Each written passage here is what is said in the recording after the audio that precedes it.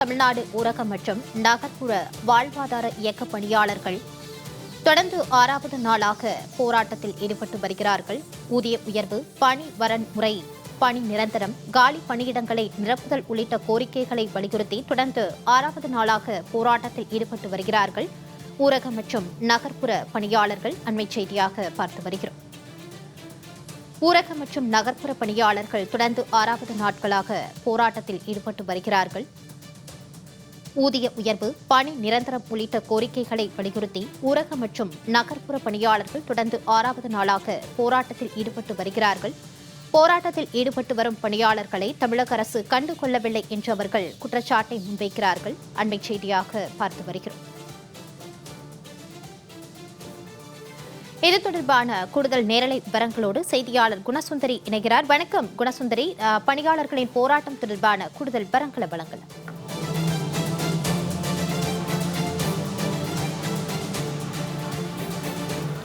வணக்கம் மாலதி. சென்னை வள்ளுவர் கோட்டத்தில் ஊரக மற்றும் நகர்ப்புற வாழ்வாதார இயக்க பணியாளர்கள் இன்று 6வது நாளாக பல்வேறு போராட்டங்களை முன்னெடுத்த நிலையில் இன்று 6வது நாளாக போராட்டத்தில் ஈடுபட்டு வருகிறார்கள்.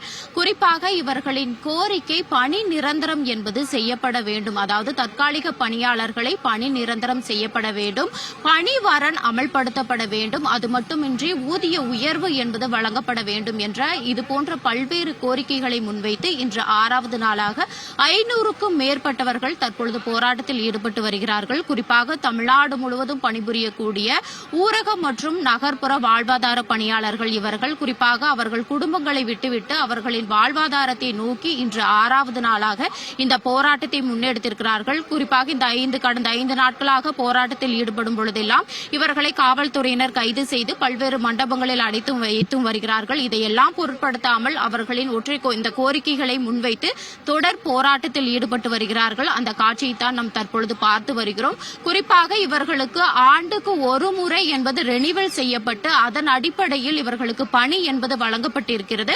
அதுபோன்று அல்லாமல் எங்களுக்கு பணி நிரந்தரம் என்பது செய்யப்பட வேண்டும் என்று, அது மட்டுமின்றி ஊதிய உயர்வு என்பதும் வழங்கப்பட வேண்டும். அது மட்டுமின்றி பல்வேறு பணிகள் எங்களுக்கு கொடுக்கப்படுகிறது, ஆனால் அதற்கான ஊதியம் என்பதும் சரியாக வழங்கப்படாமல் இருக்கிறது. அதனால் எங்களுக்கு இதுபோன்ற கோரிக்கைகளை அரசு உடனடியாக செவிசாய்த்து இந்த கோரிக்கைகளை நிறைவேற்ற வேண்டும் என்று தற்பொழுது போராட்டத்தில் ஈடுபட்டு வருகிறார்கள். போராட்டத்தில் ஈடுபட்டு வரும் அவர்களிடம் அவர்கள் எந்த மாதிரியான கோரிக்கைகளை முன்வைத்திருக்கிறார்கள், அவர்களுக்கு எந்த மாதிரியான சவால்களை சந்தித்து தற்பொழுது இந்த போராட்டத்தில் ஈடுபடுகிறார்கள் என்பதையெல்லாம் அவர்கள் நம்முடன் இணைந்திருக்கிறார்கள். அவர்களுடன் கேட்கலாம். வணக்கம்மா. இப்ப நீங்க இன்னைக்கு தொடர்ந்து 6வது நாளாக இந்த போராட்டத்தில் ஈடுபட்டு வரீங்க. குறிப்பா நீங்க தமிழ்நாடு முழுவதும் இருந்து இந்த பெண்கள் முழுவதுமாக இந்த போராட்டத்தில் ஈடுபட்டு வரீங்க. இங்க தினமும் தங்கறதுக்கு கூட இடவசதி என்பது இல்ல. ஆனா உங்களோட வாழ்வாதாரம் என்ன அப்படிங்கிற ஒரு கோரிக்கையை தான் இங்க முன்வைத்து இருக்கீங்க. உங்களோட கோரிக்கை என்ன? இந்த போராட்டத்துல நீங்க சந்திக்கக்கூடிய சவால்கள் எந்த மாதிரி இருக்கு? அரசு, நீங்க இதுவரைக்கும் போராட்டத்தில் ஈடுபட்டு இருக்கீங்க, இதுவரைக்கும் அரசிடம் இருந்து உங்களுக்கு பேச்சுவார்த்தைக்கான அழைப்பு என்பது வரப்பட்டிருக்கா?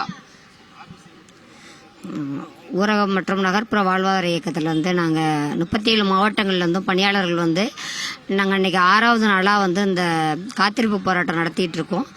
எங்களுக்கு நாங்கள் காத்திருப்பு போராட்டம் எங்களுக்கு 14 அம்ச கோரிக்கையை வலியுறுத்தி நாங்கள் அந்த போராட்டத்தில் 37 மாவட்டத்தில் உள்ள 90% பேர் பெண்கள் தான் இருக்கிறோம்.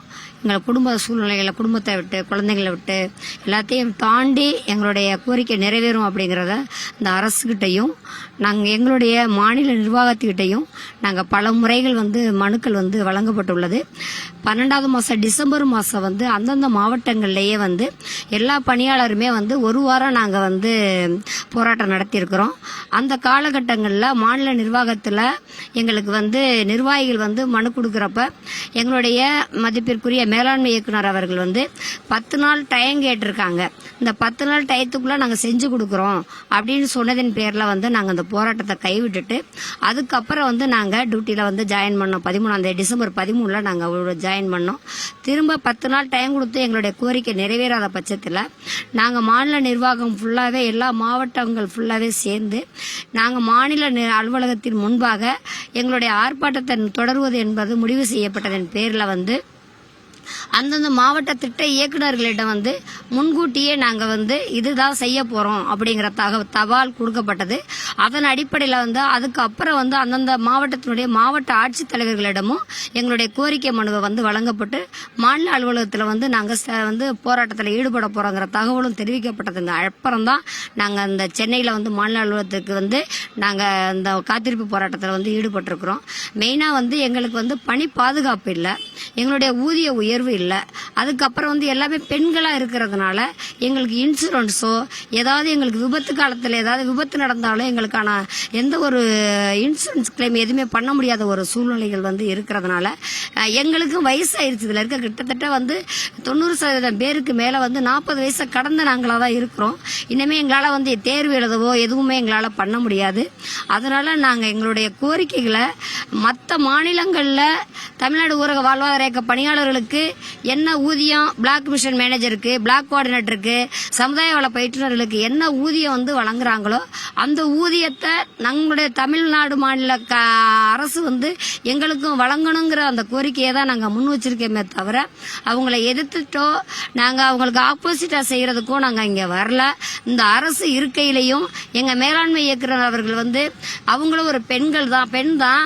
ஆனால் வந்து அவங்க புதுவாழ்வு திட்டத்தில் இருக்கும் போது எங்களுக்கான கோரிக்கைகளை அவங்க வந்து வேர்ல்டு பேங்க் என்ன செய்யறாங்களோ அதெல்லாம் செஞ்சு கொடுத்தாங்க.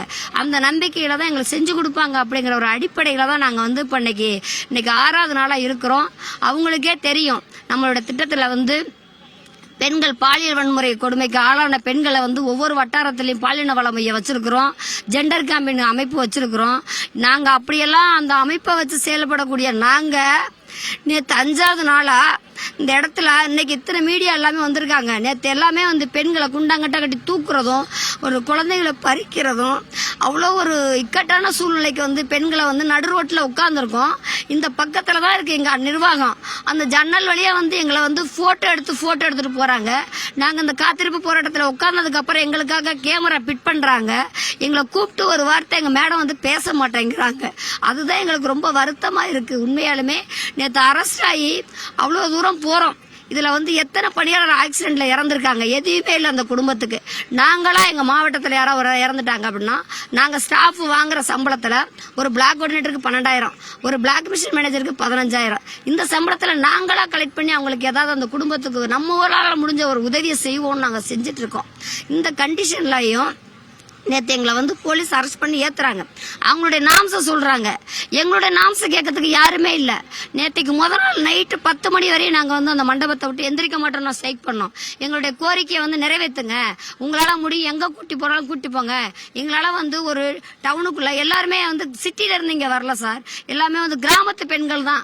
கிராமத்து பெண்களா இருந்தாலும் கூட ஒரு இடத்துல இருக்கிறோம், ஒரு இடத்துல அசம்பிள் பண்ணீங்க. ஆனா நேற்று கொண்டுட்டு போயிட்டு இதே வந்து நான் போலீஸ வந்து நான் தவறுதலா சொல்லல, ஆனா எல்லாரும் இங்க பெண் போலீஸும் நிறைய பேர் இருக்கிறாங்க. எங்களுடைய மனநிலைமை முதல்ல புரிஞ்சுக்கங்க. எல்லாமே குடும்பத்தை விட்டு வந்திருக்கோம். நேற்று கொண்டுட்டு போயிட்டு எங்களை ஒரு மண்டபத்துல 4 பக்கம் பிரிச்சு தனித்தனியா நிப்பாட்டிட்டாங்க. சாப்பாடு 4 மணி கொடுக்குறாங்க, தண்ணி கொடுக்கல. அப்படியே எல்லாருமே மருந்து மாத்திரை சாப்பிடுறாங்க, சுகர் பிரஷர் உள்ளவங்க எல்லாம் இருக்கிறாங்க. அந்த கண்டிஷன்ல நாங்களாம் திக்கு தசை தெரியாம திரும்ப எல்லாருமே போன் மூலமா நாங்க ஒண்ணு சேர்ந்து திரும்ப வர்ற மாதிரி இருக்கு. இந்த சூழ்நிலையில எங்களுடைய முடிவை நான் திரும்பவும் நாங்க எல்லா பணியாளர் சார்பாகவும் நாங்க கேட்கிறோம். எங்க எல்லாரும் பெண்களா இருக்கிறதுனால எங்களுடைய கோரிக்கையை வந்து இந்த அரசு இருக்கையிலே நிறைவேற்றி தரணும். தயவு செஞ்சு எங்க மேலாண்மை இயக்குநர்கள் வந்து இந்த கோரிக்கைக்கு வந்து செவிசாச்சு எங்களுக்கு என்ன வந்து எங்களுடைய ப்ரொசீஜர் பிரகாரம் என்ன இருக்கோ அதையாவது எங்களுக்கு செஞ்சு கொடுத்து எங்களுடைய ஊதியத்தை எங்க வங்கி கணக்குக்கு போட்டாங்கனாலே அதுவே இப்ப எங்களுக்கு ஒரு பெரிய உதவியா இருக்கும்னு நினைச்சிட்டு தான் நாங்க இந்த இடத்துல இருக்கோம். தயவு செஞ்சு திரும்பவும் நான் சொல்றேன், அரசுக்கு எதிராகவோ எங்களுடைய அலுவலகத்துக்கு எதிராகவோ நாங்க செயல்படல. இதுலயுமே வந்து இப்ப இன்னைக்கு 6வது நாளா இருக்கிறோம். 3 மாவட்டங்கள்ல இருந்து திட்ட இயக்குனர் வந்து ஸ்டாஃபுக்கு எல்லாம் டெர்மினேட்டர் ஆர்டர் போட்டிருக்காங்க. அப்ளிகேஷன் வாங்கி பிஎம்பிசி ஆர்டர் போட சொல்லி போட்டிருக்காங்க. அப்ப நாங்கெல்லாம் இத்தனை வருஷம் 2011 இருந்து வேலை செஞ்சுட்டு இருக்கோம். நாங்கெல்லாம் எங்க போறது? 8 மணி வரையும் 10 மணி வரையும் வீசி நடத்துறாங்க. பிள்ளைய விட்டு புருஷனை விட்டு நிறைய பேர் டைவர்ஸ் ஆனவங்களும் அதுல இருக்கிறாங்க.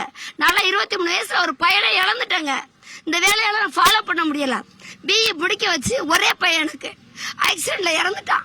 அவனை ஃபாலோ பண்ண முடியல. ஒரு திட்ட இயக்குனர் புதுசாக சைன் பண்றாங்க. அன்னைக்கு நான் மீட்டிங் அட்டன் பண்ணணும் 3 மணிக்கு. நான் ஃபீல்டில் இருந்துட்டு நான் 3 மணிக்கு அங்கே போகணும்னா நான் வண்டியில் போனாதான் அந்த மீட்டிங் அட்டன் பண்ண முடியும். என் பிள்ளைய காலையில் 7 மணிக்கு போகிற பையனை 300 ரூபா கொடுத்து அனுப்பி விட்டேன். 300 ரூபா கொடுமானா 300 ரூபா கொடுத்தேன். வண்டியில் போனானா அவன் பஸ்ஸில் போனானா திரும்பி வீட்டுக்கு வந்தானா நான் ஃபாலோ பண்ண முடியல. 6 மணிக்கு மீட்டிங் முடியுதுங்க. நான் எந்திரிக்கிறேன். நான் எந்திரிக்கையில தான் எனக்கு ஃபோன் வருது. எங்க பொண்ணு பண்றா, அம்மா அண்ணன் வரல போன் பண்ணான்னு கேட்குறேன். அம்மா போன் பண்ணலாம் அது பண்றேன்னு பண்ணக்குள்ளையுமே என் புள்ள ஆக்சிடென்ட் 3 மணிக்கு விழுந்திருக்கா என்கிட்ட சொல்லலை. லோக்கல்லே பார்த்துட்டு புதுக்கோட்டை மெடிக்கல் கொண்டு வர்றாங்க. Coma stage. என் பிள்ளை என்கிட்ட பேசல. நைட் 2 மணிக்கு போய் கத்தி கத்திட்டு நான் நிக்கிறேன். அப்படியே இந்த 2 கை இறுக்கி பிடிக்கிற அந்த காற்று 100 தாண்டி ஓடுது. தம்பி நான் எப்படியாவது நான் காப்பாத்துறேன்டா, நீ கவலைப்படாதீங்க. அந்த காற்று ஆஃப் ஆகுது. திரும்ப நான் வந்து என்னோட ஹாஸ்பிட்டலை தாண்டி தான் எல்லாரும் எனக்கு சப்போர்ட் பண்ணியும் ஹாஸ்பிட்டல் சொல்லக்கூடிய விதிமுறை என்கிட்ட எதுவுமே சொல்ல மாட்டேன்ட்டாங்க. என்கிட்ட மறைச்சாங்க. ஒரு பெத்த தாயிட்ட சொல்லக்கூடாதுங்கிறக்காக மறைச்சாங்க. என் பிள்ளை அந்த கையை இறுக்கி பிடிச்சான் பாருங்க. அந்த கையை இறுக்கி பிடிக்கல ஒரு அழுப்ப நம்பிக்கையில நான் இங்க திருச்சி நியூரன் ஹாஸ்பிட்டல் கொண்டுட்டு போனேன். அங்க போய் ஒரு நாள் சேர்த்தேன். 2 லட்சம் ரூபாய் செலவு பண்ணேன். எப்படியாவது காப்பாத்தி விடுங்க, என் பிள்ளைக்கு எத்தனை ரூபாய் செலவு பண்ணா நான் பாத்துக்கிறேன்னு சொன்னேன். ஆனா என் பிள்ளைய காப்பாற்ற முடியல. நான் இழந்து இன்னைக்கு ரோட்ல நிக்கிறேன். உண்மையாலுமே புள்ள புருஷெல்லாம் எல்லாருமே இங்க லேடிஸா இருக்கிறீங்க.